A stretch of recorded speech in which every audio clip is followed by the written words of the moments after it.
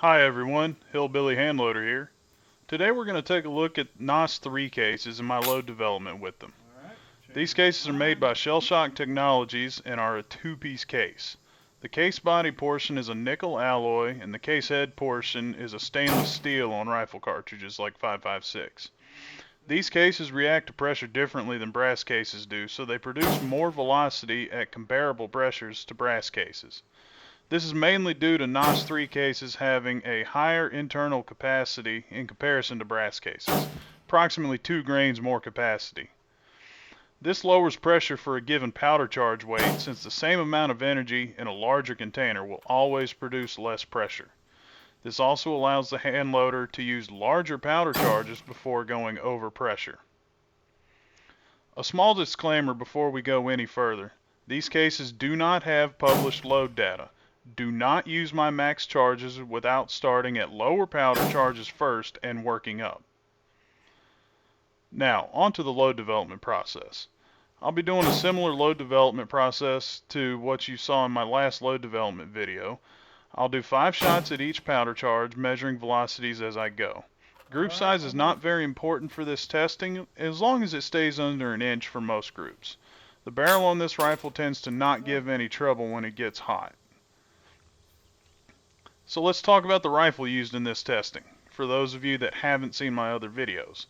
The highlight of this rifle is the 24-inch Excalibur 223 Wild Barrel with a 1-in-7 twist, rifle length gassed, and H-bar contour. On the muzzle I have an American Precision Arms Fat Bastard Gen 3 brake. The bolt carrier is a Toolcraft mil-spec phosphate. The upper receiver is from Palmetto State, and the lower is an 80% that I milled out. The trigger is a Geisley 2-stage 3.5 pound match trigger. The stock is a Magpul PRS Lite. The optic is a Bushnell Elite Tactical DMR2 3.5 to 21 by 50, sitting in a Primary Arms SLX 34mm 20 MOA cantilever mount.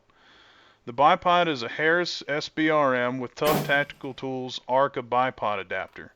The rear bag is an Armageddon Gear OG Game Changer. Now, onto the components used in this testing. All ammo fired in this video is using IMR 8208 XBR for the powder. For the first 5 groups, the bullets are 73 grain Hornady ELD Match, and the second set of groups, fired at a different range on a different day, are 77 grain Sierra tipped Match Kings. Both bullets were seated at 2.255 inches, which is just short enough to work in AR-15 PMags. All primers used in this video are CCI number 450 Magnum small rifle primers. The first set of 5-shot groups was fired at Bedford Rifle and Revolver Club in Bedford, Virginia. The second set of groups was fired at Blacksburg National Forest Shooting Range in Blacksburg, Virginia. All groups were fired at 100 yards on their respective ranges. The weather was roughly the same for both ranges, about 80 degrees Fahrenheit and about 80% humidity.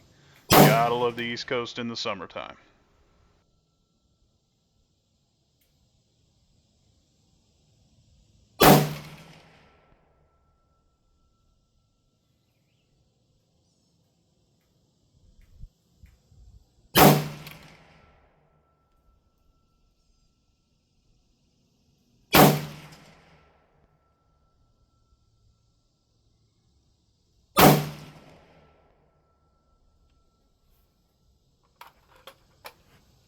It's still stacking them tight. We got 3,053. I didn't get... Right.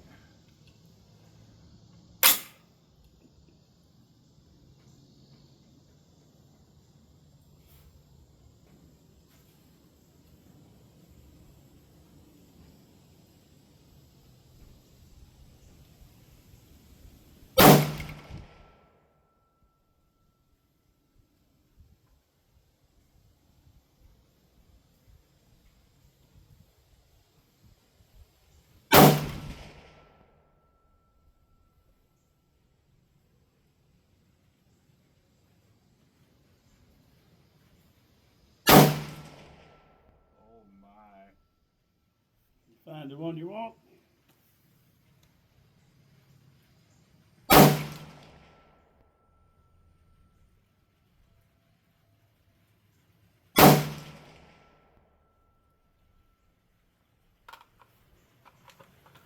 3,088.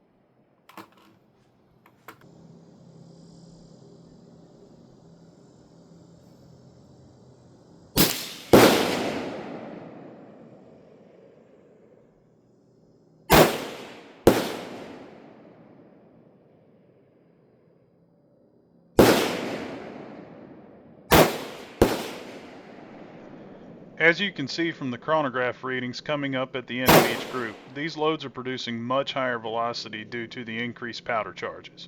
The rifle operated flawlessly through every load and every primer looks good to my eyes. More on that later. On the powder charges, I started at the same 24 grain charge that was my max charge in brass cases, which you can see in my last load development video. I then went up 1/2 of a grain for each charge, with the exception of the jump from 25.5 grains to 26 grains with the Hornady bullets. I added in the 25.8 grain charge just in case there would be any sign of pressure on the primers at such an absurdly high charge weight. Looking at the primers in this photo, we have two cases on the left from the 24 grain charge with 73 grain ELD, and the right two cases from the 26 grain charge with the 77 grain TMKs. This is a good way to show the highest and lowest pressures used in this video. There's a small amount of cratering on the right two cases, with the edges of the primer still nice and round. This load will be fine. There are no visible pressure signs on the left two cases. Now the case rims are not a good way to gauge pressure aside from the primers on these cases, since stainless case rims will not react in the same way as brass cases. The traditional pressure signs, such as ejector swipe and gouged rims, just won't happen with these cases. This may result in broken extractors and early bolt wear, but we'll just have to wait and see on that aspect. If you like what you see here, make sure to like and subscribe, and stay tuned for more videos from matches. I'll be doing something a little different for my next match, going a little old school. Thanks for watching, and I'll see y'all in the next video.